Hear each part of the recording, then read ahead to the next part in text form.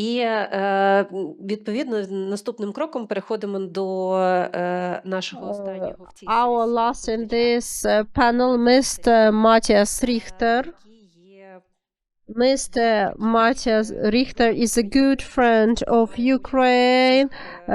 акціях, які He participates in a lot of events and studies. He is the coordinator of the project, The Roads of Memory. And I would like to invite Mr. Matthias. підходом до проєктів з історії і пам'яті про Голокост.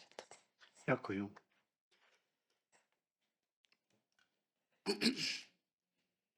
Ich glaube, okay. Okay. It works and yeah. Thank you so much for your kind welcoming me here in Kiev, where I lived in Podil till the full-scale war came up in 22. I left Kiev on the 21st of February in nearly 3 years ago. So, and I think here in this place, I haven't been for 3 years actually.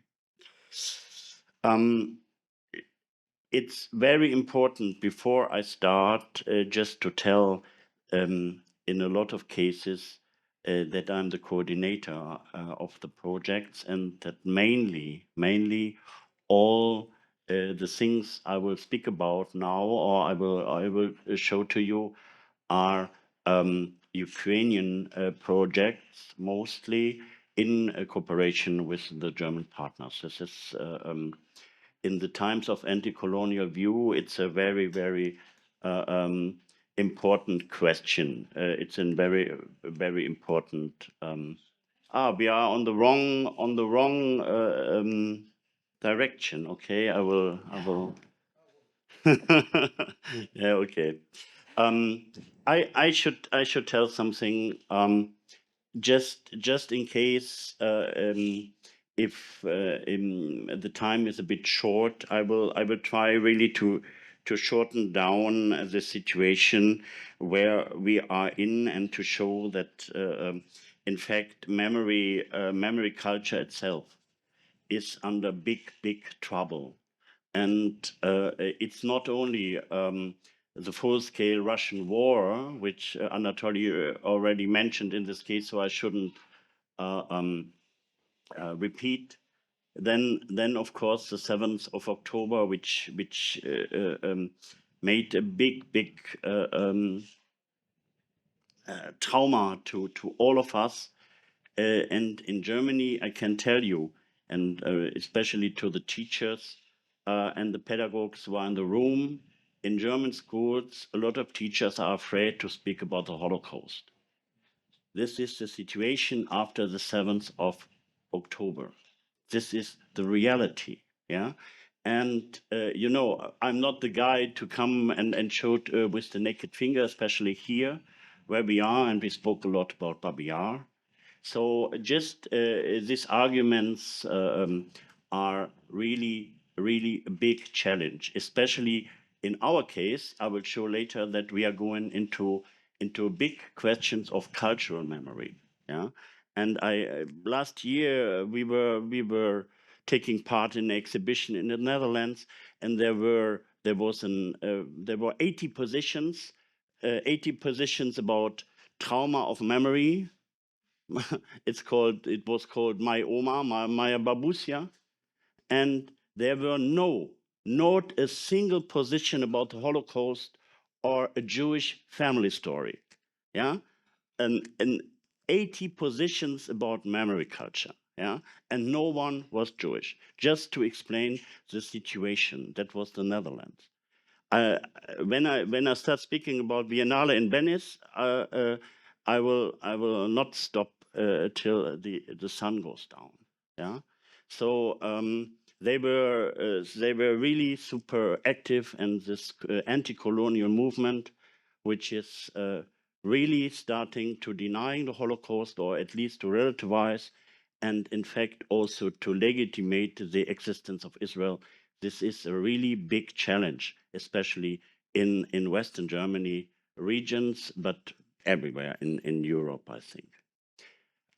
So just to start, very brief, the lady you will see there on the cemetery of Czernivtsi is my boss, Olga Rosow, in Jewish Community Düsseldorf. Just to tell why the Jewish community is so active. We are not to be compared with the Jewish communities in Ukraine or at least also in Poland. We have like 7,500 members. We have 280 people working for us. Of course, not in the administration, mostly in our pedagogical items. I mean, we have a school, we have a gymnasium, we have primary school, we have the biggest kindergarten in Düsseldorf. We are very proud on that. And so we started just around 10 years ago for the commemoration of Babin Yar. We were asked by the German embassy and a lot of other partners if we can imagine to engage ourselves, and we could, and then we started with a long travel, to tell the truth, on the way of the Einsatzgruppen C. Yeah? So it was, we found a lot of eyewitnesses. You can all of our interviews and a lot of them and a lot of this stuff you can find under this Tracks of Memory website, and there also is an overview of what we have done the last about 10 years. So I mean, at all the eyewitnesses, of course, as always, are our motivation, the main motivation, and that also explains why our community is so active, because I think about 60% of our community has the roots in Ukraine. That is the main reason. And of course, when we started the project with our eyewitnesses, a lot of those photos, I mean, the mention of Sovietsky Cholovik, they asked us, okay, okay, my relatives were murdered in Malin, my relatives were murdered in Czernivtsi, my relatives were murdered in Kherson. Can I come? And of course, we said, yes, you can come. Babin Yar is everywhere. And that's how everything started. We collected about 80 eyewitnesses interviews over the last years, which are documented. Yeah, and alone in our community, I stopped complaining, but a lot of the guys are, especially for our community, especially Transnistria is a very big challenge, because our survivors came mostly from Bukovina in the first time. So this triangle, Vinica, Odessa, Czernivtsi, is very important for our work. And as the colleague from Odessa told, the genocide in Transnistria is totally underreported, especially in Germany, but also I think in Romania and in Ukraine. There could be a lot of work about that. That shows a bit what we have done. I mean, it is really an overview. I have these brochures. I will tell them. I will give them to you. And this just shows what we have done. We have done a lot of exhibitions throughout Ukraine. We were in, I don't know, 30 cities or so. I cannot count them. Yeah, it's Anatoly, the system is that it's a small community, and we are working with the idea that our projects were stolen. I mean, we call them the Odessa stones. We have like memory stones which we are tagging with the stories of witnesses or of survivors, and they were developed in the beginning. They were called Vinica stones because in Vinica there came the idea, and then we presented them in Zhytomyr on a seminar for teachers, and then years after that we found them in Odessa near some memorial, and we hadn't any seminar in Odessa. So that was really a big moment for all of us. Yeah. The city partnership between Düsseldorf and Czernivtsi is also one of our outcomes of our project. This is one of the things to the perspective of the reconstruction of Ukraine. We just started a little network of city partnerships to deal with the question of commemorations and the questions of Jewish heritage and of other heritage of the Holocaust, of course, and to connect it with the question of what will be Ukraine after the war. We think, and the Odessa example is very strong. We think that local commemoration centers, like we call it Mahnung-Gedenkstätten, are an answer. And in this case, there could be a very, very strong cooperation between cities and city partnerships. Alone, in Düsseldorf and North Rhine-Westphalia, after the full-scale war, we started like 42 new city partnerships between Germany and Ukraine. And we try to implement or not to implement. The things are going to us, are coming to us. And it's hard to tell in the beginning how can Holocaust or the question about Holocaust connect people, but it can. And this is some example what you see there about sustainability. It was a kids congress with kids from our partner city Warsaw, from Czernivtsi, from Düsseldorf, and this congress was about future, past, and present, and of course the questions of the actual war and about the Holocaust were also mentioned.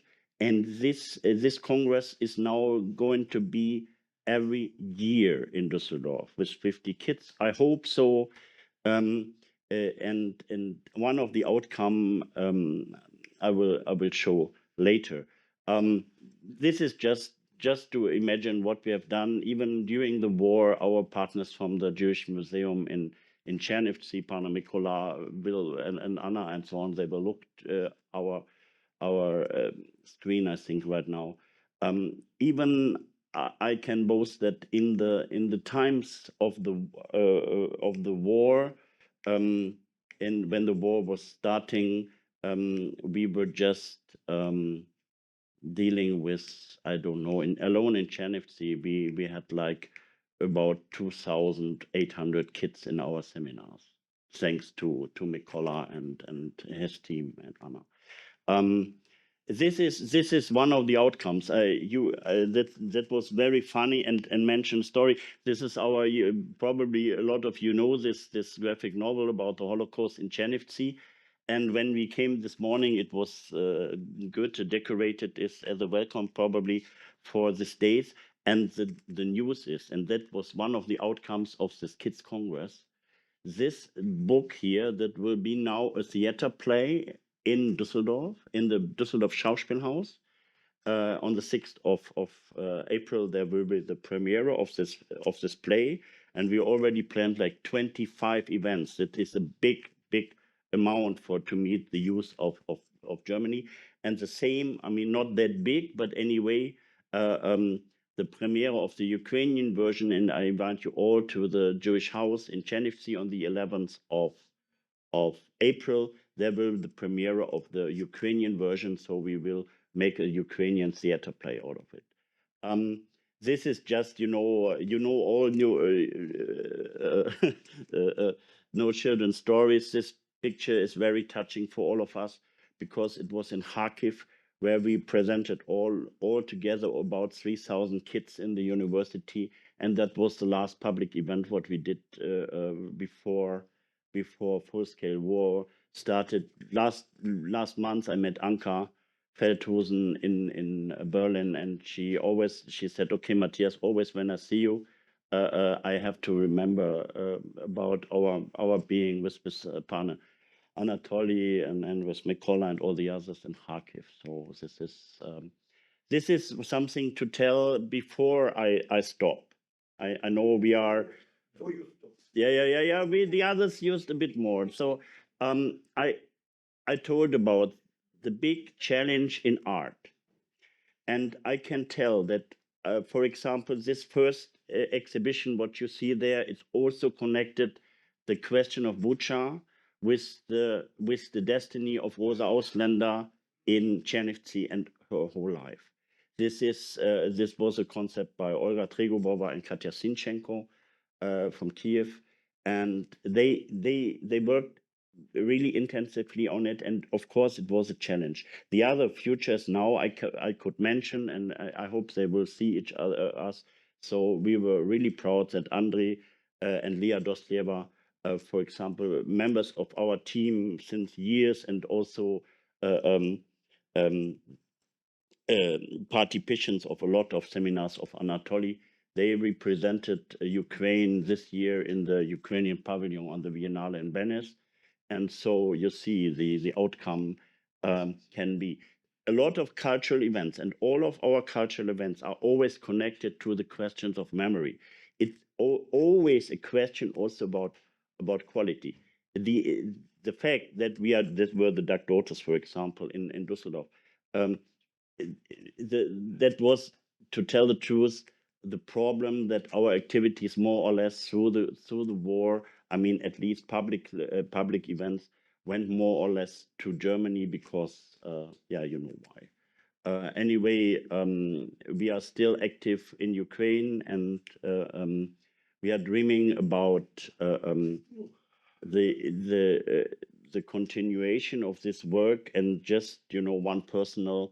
Yesterday we met the ambassador of Romania, who is really interested in the question of memorialization of the Holocaust. And I told him accidentally that really, even in this important date and in this important, I want to ask and to hope that Ukraine will join IRA definition one day soon. Because, and now it's my really, I mean, I want to, of course, I want to finish with something positive, 2 sentences. Yeah. The negative is, there's a movement right now in cultural scene in Germany to work against, to give Germany out of IRA. And this is a big problem which we should face and which we should fight together, yeah? Yeah, this is, I'm not kidding. The second, and this is really, the final sentence.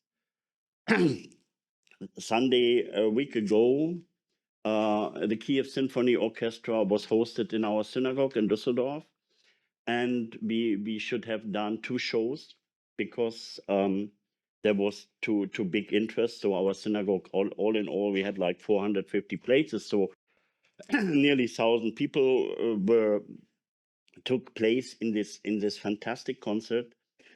And they were doing an 18-minute version of the Todesfuge from Paul Celan, which is strongly connected, of course, also to Transnistria and to the Czernivtsi. And in the end, when the Kiev Symphony Orchestra was finished with this, that was the whole audience was completely emotional. And then from the women's balcony, they came in the loudest of all version in the Düsseldorf synagogue, Slava Ukraini. And everybody was answering, Heroim Slava. That was really a big moment for all of us. Thank you so much. Дякую, пане Матіас.